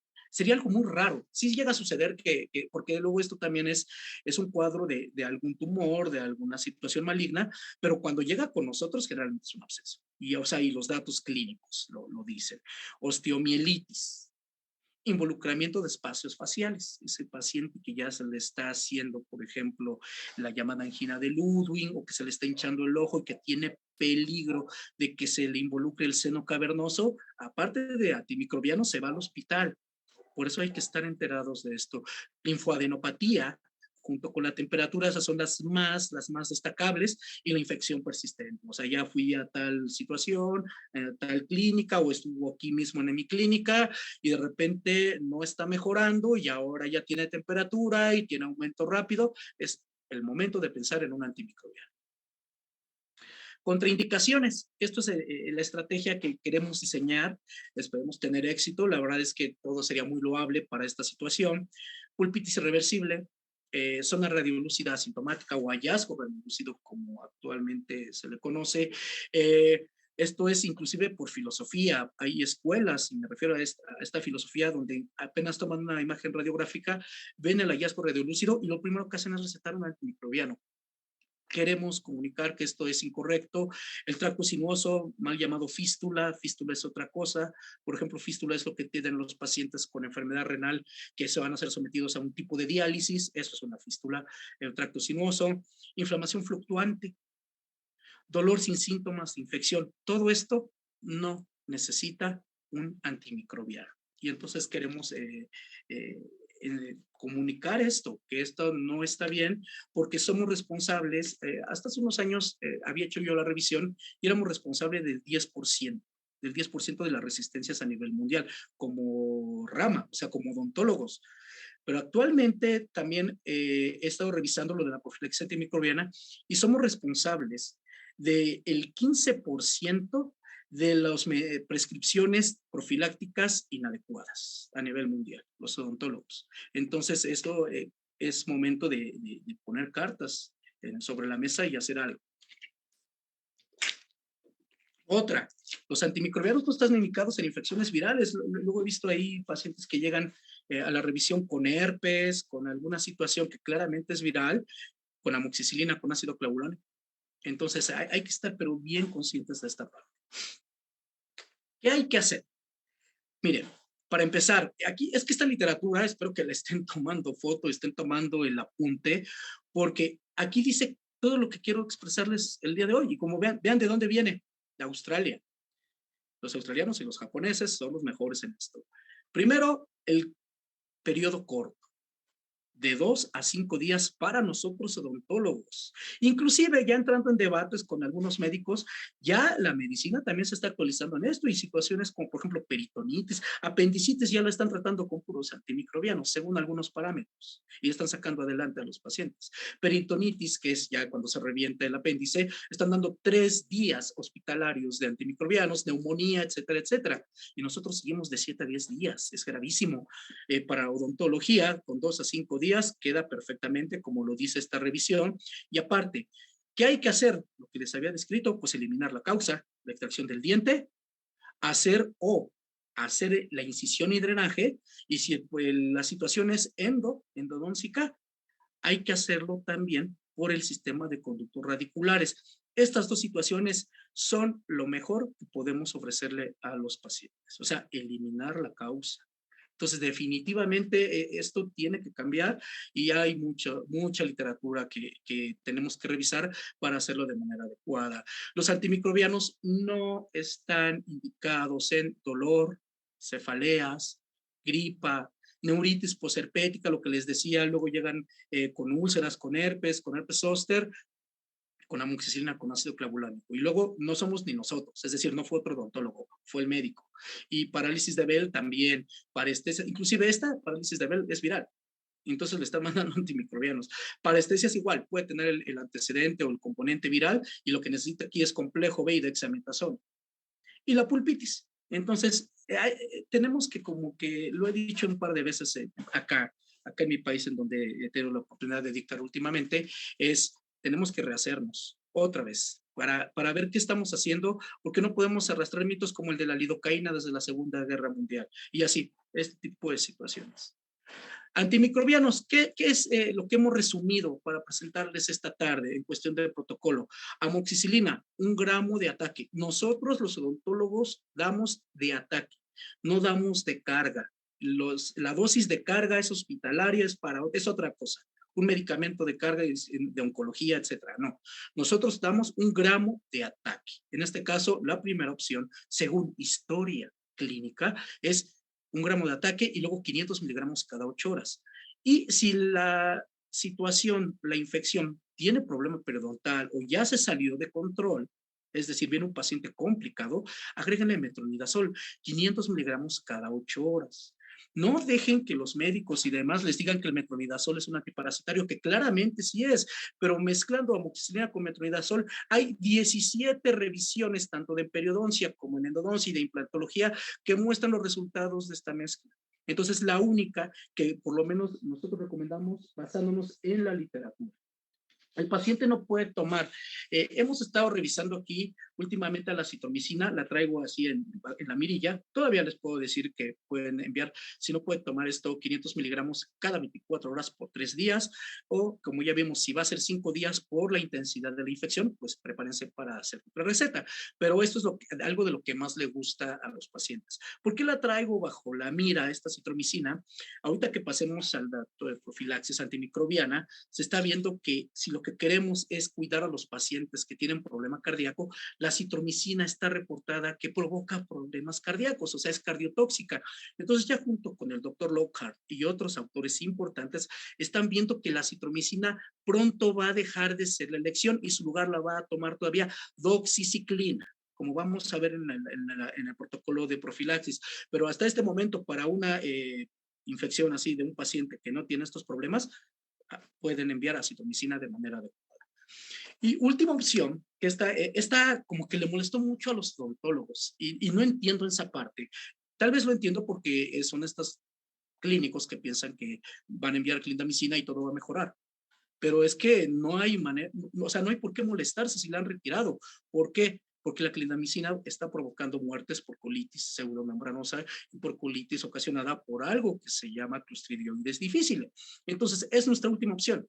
No ha desaparecido, pero es nuestra última opción. 600 miligramos de ataque y 300 miligramos cada 6 horas. Aquí yo creo que aquí pasó el gran problema, porque estamos dándole resistencia también a los otros microorganismos, porque se está dando cada 8, cada 12. Solamente la única manera de alterar los horarios y las dosis es cuando el paciente tiene problema renal.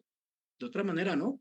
Y esos son protocolos también muy establecidos, que va pegado con lo que les estaba diciendo de saber manejar los niveles de creatinina en un estudio, por ejemplo, de orina, y que lo metamos en la calculadora que tiene la Asociación de Nefro de España, que lo podemos hacer de una manera muy sencilla. Y si mi paciente está en fase 3 o 4 de enfermedad renal, tendría que enviarle clindamicina, porque es el único medicamento que pueden tomar ellos como profiláctico con estos datos de 300 miligramos cada 12 horas. Pero como pueden ver, es un dato muy, muy específico. Generalmente para los pacientes sanos son 600 miligramos de ataque y 300 miligramos cada 6 horas.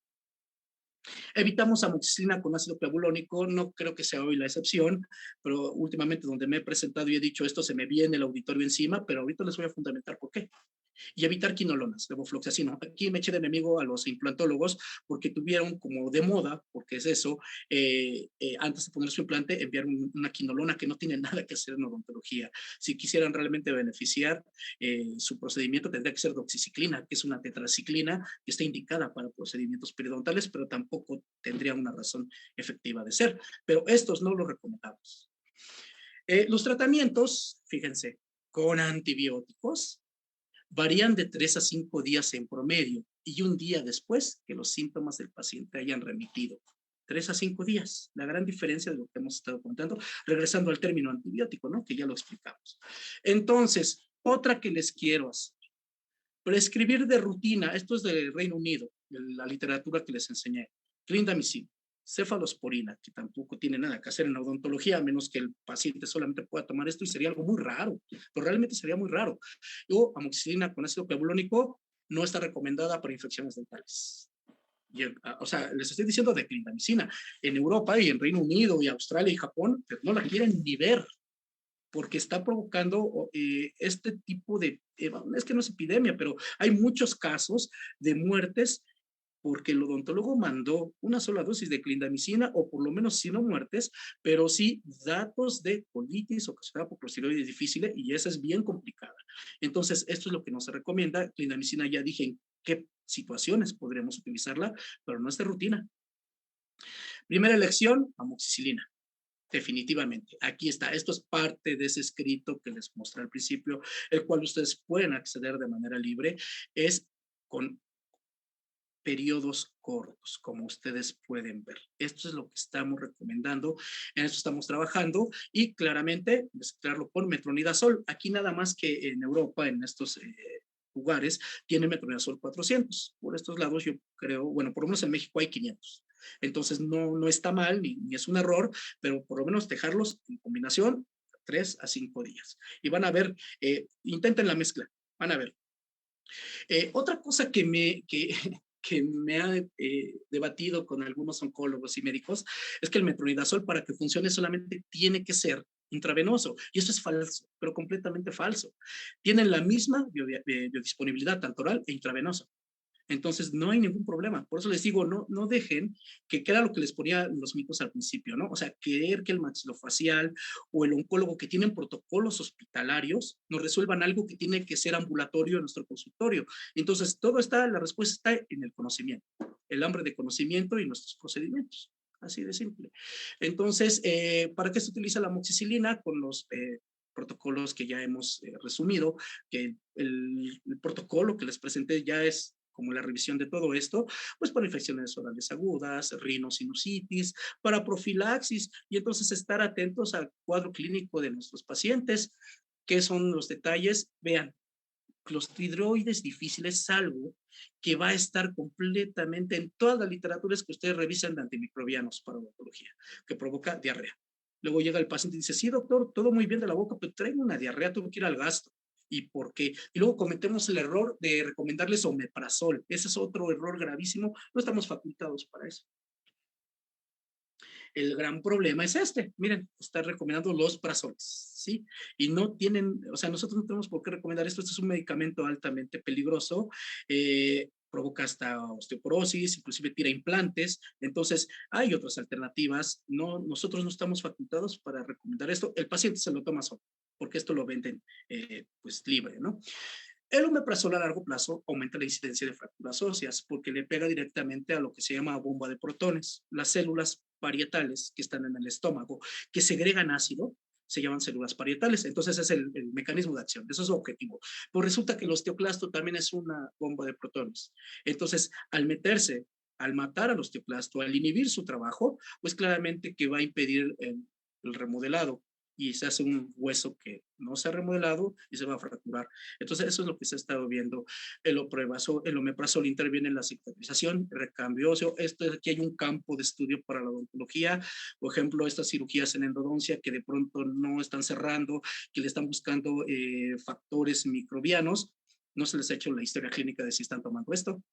Entonces, aquí hay, la farmacología nos da un campo muy extenso para seguir estudiando y aprendiendo para odontología en las distintas ramas. Entonces, un omeprazol puede tirar tus implantes. Omeprazol, ¿qué es lo que pensaríamos lo contrario, ¿no? Y el paciente pensaría totalmente lo contrario. Pero omeprazol junto a un AINE aumenta el riesgo de úlcera gástrica.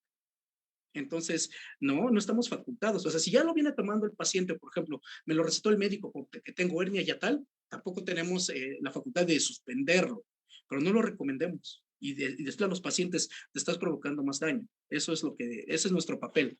En cuestión de amoxicilina que les estaba diciendo, vean, todo donde ustedes hagan las últimas revisiones, van a encontrar clostridioides difíciles y lo que está asociado con diarrea y con hepatitis, porque ahí viene lo siguiente que me alerta, que es en donde me he echado a medias audiencias, todas las audiencias, que ya nos estén recomendando amoxicilina con ácido clavulónico porque está habiendo casos de pancreatitis por amoxicilina con ácido clavulónico.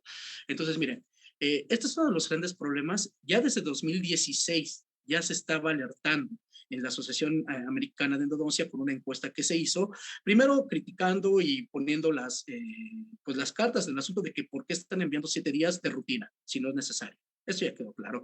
Pero no deberíamos estar recetando amoxicilina con ácido clavulónico porque puedes tener problemas de hepatotoxicidad y un síndrome de Steven-Johnson que termina en lo mismo. Y vasculitis, que es cuando tienen unas úlceras en piel. Entonces, tiene que ser amoxicilina sola. Y solamente estaría reservado para el hospital. Amoxicilina con ácido clavulónico le tienen que tomar un cultivo en el hospital y ver. Y ya después de eso, decidir si la utilizan. En pacientes ambulatorios no tiene razón de ser. Como les estaba diciendo, este es el estudio, igual pueden buscarlo, donde dice claramente todo esto, desde 2016. Entonces, no está bien. Tenemos que estar utilizando beta-lactámicos nada más, que vendría siendo la amoxicilina sola. Si quieren ustedes, según el caso, pueden utilizar el metronidazol entre 3 a 5 días, como lo hemos platicado.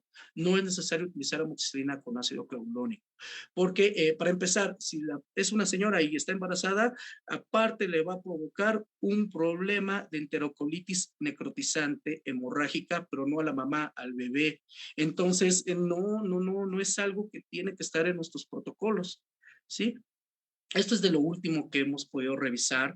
El ácido clorhídrico se asocia con más efectos secundarios, principalmente diarrea, que sería, entre comillas, el de menor impacto, pero es un gran impacto.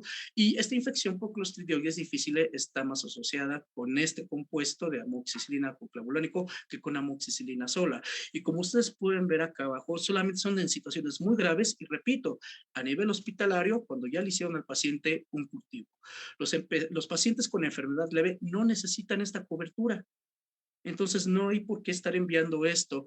Esto es de lo más reciente. Vean todas las actualidades de amoxicilina con ácido clavulónico, dando las indicaciones y dando las alertas adecuadas. Los maxilofaciales mismos que están realmente enterados de esto, porque hay gente muy importante que también está en esta rama diciendo lo mismo y aceptando claramente que los protocolos hospitalarios no tienen que salir al protocolo ambulatorio, pero si dicen que amoxicilina con ácido clavulónico tiene un alto riesgo de efectos adversos, entonces prefieren amoxicilina sola. Entonces esto es un gran avance y aparte ya dejaron lo de 7 días y entonces están empezando a enviar amoxicilina por 3 días. Esto es muy interesante. Esta es la tendencia. Y esto es lo que les decía, a mí me preocupa esto. Ustedes pueden decir, bueno, pero nos dijiste al principio que estos reportes de caso como que eran tan fidedignos. Es cierto, o sea, de aquí no puedo decirles, pero ¿saben qué me preocupa y me llama la atención de este reporte en especial? Que claramente utilizaron ácido clavulónico y que está provocando pancreatitis, que todos los pacientes fueron dentales. Entonces creo que este sí me interesa. Este sí me interesa porque es para profilaxis por esto. Entonces, creo que tenemos un gran trabajo por delante. Penicilinas. Amoxicilina no reporta riesgos en el embarazo ni defectos congénitos. Amoxicilina con ácido clavulónico en rojo reporta mayor riesgo de defectos congénitos fetales. Y el mismo medicamento predispone al recién nacido a la enterocolitis necrotizante por el tercer trimestre. No recomendamos, en realidad, claro que en la embarazada menos, pero nosotros ya no estamos recomendando amoxicilina con ácido clorhídrico. Acitromicina. Esto creo que ya lo aclaré, la tengo en la mira, voy a seguirla estudiando. Tengo un grupo de estudio importante en donde estamos estudiando en Tampico. Vamos a seguirlo trabajando porque sí es relevante que la acitromicina sea cardiotóxica, pero en este momento no tengo las herramientas ni los estudios para decirles no la envíen, por supuesto que no. Pero sí, por lo menos tener cuidado. Es cardiotóxica, degrada la colágena y está provocando daños a nivel cardíaco. Entonces, lo único que tendríamos que tener cuidado es en estos pacientes con este problema sistémico. Pero de ahí en fuera, si el paciente está sano y no puede tomar amoxicilina con metronidazol, adelante, infecciones agudas orales, sinusitis, rinosinusitis es el nombre adecuado, y profilaxis antimicrobiana. Igual, aquí no cambia, es 500 miligramos una hora antes, si va a ser profilaxis, o 500 miligramos cada 24 horas por 3, 5 días, según lo que dure el problema infeccioso. Hay que tener la historia clínica adecuada. El problema hepático es muy importante, entonces hay que considerar. Perfecto, claro que sí. Sí, sí estamos en tiempo. Clindamicina, ya lo dije, no podemos eh, eliminarla al 100% por la cuestión del paciente renal y por alguna situación de que el paciente sea lo único que pueda tomar. Pero de rutina yo creo que eso sí lo podemos mencionar, que ya no es de rutina y debemos estar atentos a las recomendaciones de alerta de caja negra de la FDA. Entonces, infecciones orales, profilaxis antimicrobiana, como ya lo hemos recomendado, fíjense, hay que tomarla cada 6 horas. Esto es bien, bien interesante, como lo hemos presentado en el protocolo, es el mejor camino que hemos encontrado. Alerta de caja negra, ¿por quién? Clostridioides difficile. Colitis fatal por Clostridioides difficile. Entonces, esto alertó a todos los organismos, definitivamente. Y entonces, hay algo bien interesante aquí. Cuando les dije que podían mezclar amoxicilina con metronidazol, es correcto, ¿sí? Porque los otros son bactericidas. Pero lo que se está viendo últimamente, y esto es del área de la endodoncia, que están mezclando bactericidas con bacteriostáticos. Y lo peor, lo están metiendo a los conductos. Estamos rompiendo todas las reglas de la farmacología como son la forma farmacéutica no se altera. Y aparte no están consiguiendo nada. Y estoy hablando de la pasta triantibiótica. Entonces, miren, más muertes por bacterias resistentes a los antimicrobianos que por cáncer para 2050. Creo que eso ya ha quedado más que claro en esta parte de la charla, pero esto es algo que yo sigo sin entender. Por eso pienso que esto le ha hecho mucho daño a la odontología en general, que aparezcan estas situaciones, porque dice tratamiento endodóntico no instrumentado, no entiendo eso. Para empezar, no entiendo eso, pero vean lo que dice acá. Medicamentos más usados para triturar y para meterlos en cámaras pulpares o conductos, tetraciclinas, metronidazol y ciprofloxacina. ¿Qué dice acá? Vamos a ver nuestra lista básica. Bactericidas, metronidazol y quinolonas. Bacteriostáticos, tetraciclinas. Voy a regresar una. Tetraciclinas, metronidazol y ciprofloxacino, o sea, las quinolonas de acá. ¿Sí? Bacteriostáticos y bactericidas son antagonistas, o sea, al mezclarlos pierden su efecto. Entonces, ¿para qué los estamos metiendo? Número uno, triturando dado caso tendrán que ser tópicos si es que realmente quisiéramos obtener algo. Y otra cosa, el biofilm no se destruye con antimicrobianos en polvo. Entonces, o sea, creo que tenemos, insisto, rehacernos y revisar nuestros conceptos otra vez. La declaración, en este caso, de esta posición de la Sociedad Europea de Endodoncia en 2018, en ausencia de pruebas sólidas que respalden el uso de antimicrobianos en procedimientos de endodoncia regenerativa, debe evitarse su uso. De todas maneras, provoca inflamación y daña las células que estos procedimientos requieren, que son las células troncales, ¿no? Las que van a necesitar ese que está en la papila apical. Bueno, pues estas células troncales, error decirle células madre, es células troncales, pues afectan, las destruyen comparado con el hidróxido de calcio y provoca una inflamación muy exuberante. Entonces, no tiene ningún fundamento y completamente, aquí lo vuelvo a repetir, no está aprobado por las asociaciones internacionales. Y otro punto que ya prácticamente para terminar nuestra sesión, ya estamos en la recta final. ¿Qué efectos adversos pueden generar los antimicrobianos que deban advertirse al paciente? La diarrea, las infecciones micóticas, ¿cómo los podemos prevenir? Con probióticos. Definitivamente, es un tema bien interesante. ¿Cuáles vamos a recomendar? Lactobacillus acidophilus. O sea, ustedes dan su receta de antimicrobianos, ustedes ven al paciente que ya viene dañado por alguna situación extra y ustedes hacen su procedimiento y quieren ayudarlo, enviando sus medicamentos como ibuprofeno, van a necesitar amoxicilina, pues manden unos probióticos que tengan a Lactobacillus acidophilus y con eso el paciente los va a conseguir. ¿Cómo se toman? Uno en la mañana, uno en la noche. Listo. Acá, o sea, hablarles de marcas y de precios, pues es difícil porque estoy en México, pero bueno, esto es lo que utilizamos nosotros. Así se llama Probiotics, 30 millones de probióticos por cápsula y tiene lactobacillus acidophilus, ¿sí? Hay otros muy buenos como Rhamnosus y los Casei, que en combinación son el enemigo natural del Clostridium difficile. Entonces, son adecuados. También estos probióticos se han presentado en esta situación así como Biogaya, pero para el manejo de gingivitis y periodontitis. Es en la noche, lo disuelven como cualquier caramelo por 30 días. ¿En dónde les he encontrado yo como endodoncista efectividad? Después de las cirugías para ayudar a la cicatrización. Entonces, no tampoco es porque ya me dijeron, es que eso es una moda, pues aquí están los estudios de moda, journals de microbiología. ¿Sí? Pues realmente confirmando la utilidad de que es Lactobacillus reuteri, que es el enemigo de la mayoría de las bacterias que se encuentran en la situación o en la enfermedad periodontal. Pues solamente es una animación, pero realmente sí pasa, compite por los nutrientes con las bacterias periodontales y favorece claramente los procedimientos y la cicatrización y la regeneración. Entonces, un auxiliar el Reuteri, que tiene esta presentación de Biogaya. Espero que la puedan conseguir por allá.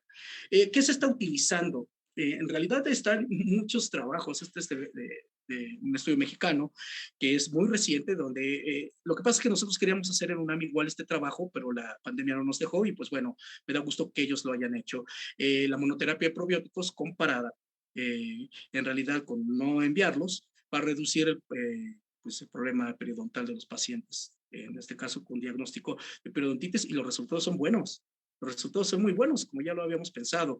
¿Y qué se está haciendo de manera preliminar en algunas partes del mundo, colocándolos como medicación intraconductal? Esto está apenas en pañales, pero tiene toda la lógica, porque va a competir con algunos como enterococos, como hongos. Entonces, son estudios interesantes que van en su fase inicial. Sí, en este caso, utilizar los probióticos como medicación intraconducto. Recién pude tener la oportunidad de comentar con Luciano Sintra, él está en Brasil, él maneja todos estos temas, y le pregunté de esto y me dice que él también está viendo resultados prometedores, todavía son preliminares. Aquí está, vean, no es nuevo, también se ha propuesto para manejar el desarrollo de la periodontitis apical. Claramente, si no hay inflamación, esto tiene que ser una alternativa, un coadyuvante, no es el remedio. Pero son estudios bien interesantes de toda esta situación, porque todo tiene que ver con inflamación. Y si las bacterias se pueden bajar a mayor cantidad su concentración, pues por supuesto que podemos esperar buenos resultados, ayudado, por supuesto, de los procedimientos endodóncicos. Y de la última parte que quise presentarles esta tarde, ya para terminar, es qué estamos haciendo o qué estamos considerando antes, durante y después de una cirugía endodóncica. Principalmente esto, y esto lo tengo que decir, los cambios tisulares que provoca el tabaquismo. Claramente para un paciente que está siendo operado o que lo van a operar, tienen que considerar esto. Pero el problema diría, ok, con que no fume está bien, pero es que resulta que los fumadores pasivos también tienen los mismos resultados de engrosamiento epitelial. Entonces, leo textual, el grupo de individuos con estados de tabaquismo pasivo se comporta de forma similar a los fumadores activos. Entonces, yo creo que esto es importante cuando estamos haciendo o estamos planeando una cirugía. En este caso, yo la aterrizo la cirugía endodóntica, pero aplica para cualquier cirugía de la cavidad oral. El café se debe permitir a los pacientes que se tranquilicen por 5 minutos antes de iniciar este procedimiento, que no fumen y por lo menos ese día no lo hagan y que no lo hagan después para poder manejarlo bien. Acuérdense que el café induce ataques de pánico y ansiedad y altera los genes, modifica los telómeros, lo que es un indicador de envejecimiento celular y de enfermedad mental. Entonces, consideremos todas estas recomendaciones ahorita que nos las están diciendo.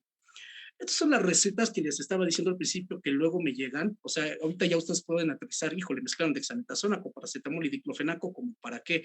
Y aparte todavía ketorolaco. Entonces, no se trata de, o sea, la crítica es académica y no nada más es de los odontólogos, es de los médicos.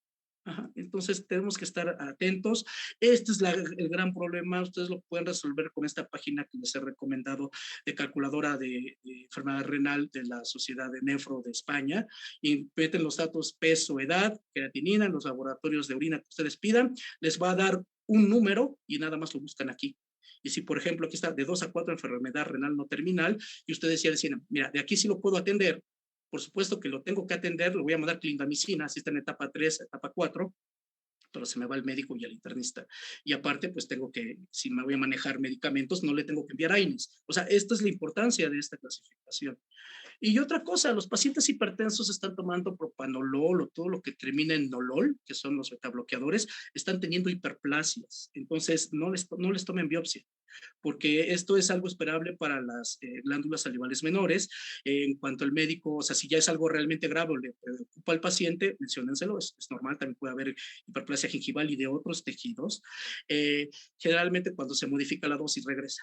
Entonces no hay ningún problema. Produce propanolol hiperplasia sí puede provocar un síndrome, por eso hay que estarlo vigilando en contacto con el médico del paciente. Y para terminar, ya la profilaxis antimicrobiana está dada para estos pacientes cardíacos, nada más con enfermedad congénita y con endocarditis, antecedente de endocarditis infecciosa. ¿Cuáles son los protocolos?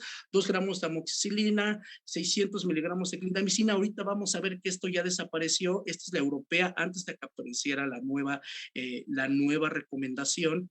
Miren, esto lo tienen ustedes que revisar. Es la evidencia de cómo vamos a manejar un paciente inmunosuprimido. ¿Y a qué le vamos a llamar paciente inmunosuprimido? A estos pacientes que tengan estos problemas con VIH o con SIDA, que ustedes son los que pueden ver, definitivamente. Pero lo más importante, pidan, o luego estos pacientes ya tienen estudios, revisen los neutrófilos y si tiene menos de 2,000 neutrófilos, ese paciente necesita profilaxis antimicrobiana sí o sí, tenga lo que tenga y se terminó el debate. Claramente los que les presenté y ahorita les voy a seguir presentando de pacientes con enfermedad cardíaca y antecedentes de endocarditis infecciosa, pero de ahí en fuera, apéguense a esto. Neutrófilos menos de 2,000, necesita profilaxis, tenga lo que tenga ese paciente. Y claro, estos medicamentos que son inmunosupresores, que ya son medicamentos que toman pues los pacientes que tienen un compromiso importante. Este es el estatus que apareció, esto es lo más reciente, hay que estarlo manejando, donde otra vez aparece nuestro clostridioides difícil, donde dice que la clindamicina está ocasionando esto. Vean, aquí está el 15% que les dije, de los cuales pues somos responsables como gremio, y entonces decidieron retirarla. Entonces, ¿cómo quedó? Amoxicilina, 2 gramos, claramente está bien. A esto, aquí lo dice, es que de pronto hay que escribirles y decirles por qué ponen esto, si dice, no, se recomienda cefalosporina, y ponen cefalosporina. Pero ok, si no puede tomar, aquí está la citromicina, y les digo que la tengo en la mira, manden doxiciclina 100 miligramos para el paciente cardíaco, el que tiene endocarditis infecciosa. Si no puede tomar amoxicilina, 1 hora antes 100 miligramos de doxiciclina. Eso es lo que tendríamos que enviar y la clindamicina está fuera. Esto les va a sorprender. ¿Qué procedimientos dentales provocan más bacteriemia? La ortodoncia. Porque ¿cuánto dura un tratamiento de ortodoncia? todo ese tiempo está manipulándose los tejidos y son los que provocan más bacteremia. Y por supuesto que no es ni la extracción ni mucho menos los procedimientos endodónticos. Entonces, este cuadro, tómenlo y realmente revísenlo y bajen este artículo, porque es el de Roberts, que incluso cepillarse provoca más bacteremia que una extracción. ¿Sí? Entonces, hay que estar como que muy conscientes de lo que estamos diciendo y aquí le estamos enviando profilaxis antimicrobiana. Los odontólogos somos inocentes de estas bacterias, porque inclusive otras situaciones como cepillarse los dientes, comer una manzana, ir al baño provocan más bacterias y para eso no necesitamos antimicrobianos y no salimos de ahí con endocarditis infecciosa, porque las bacterias las podemos resolver entre 30, 20 minutos, nuestro organismo. Entonces, ¿qué hay que entender de esto? Los protocolos para entender la odontología a pacientes con riesgo de endocarditis o inmunosuprimidos fueron establecidos en el 2007 y en 2021 hubo estas modificaciones que les acabo de enseñar, que son efectos adversos, los riesgos generales de una reacción adversa como urticaria, o sea que el paciente termine intubado, eso es una alergia por un antimicrobiano, es rarísima en un procedimiento dental. Entonces, cuidado con esto. Pero como les dije, en Reino Unido, Japón y Australia tienen muy en cuenta la infección por Clostridioides difficile. Hasta el 15% de infecciones por Clostridioides difficile son nuestra culpa. Entonces tengamos cuidado. Y aquí está, Hancock y colaboradores han revisado el riesgo de evento cardiovascular por acitromicina. Deben usarse con precaución en pacientes con problema cardíaco y la alternativa son doxiciclina, 100 miligramos, como ya lo habíamos comentado. Esto es lo que hay que indicar y esto es lo que les quiero comentar esta tarde, colegas. Así quedó. Es importante recalcar que amoxicilina con clavulánico no es un medicamento de la odontología por su asociación con Clostridioides difficile, pancreatitis y colitis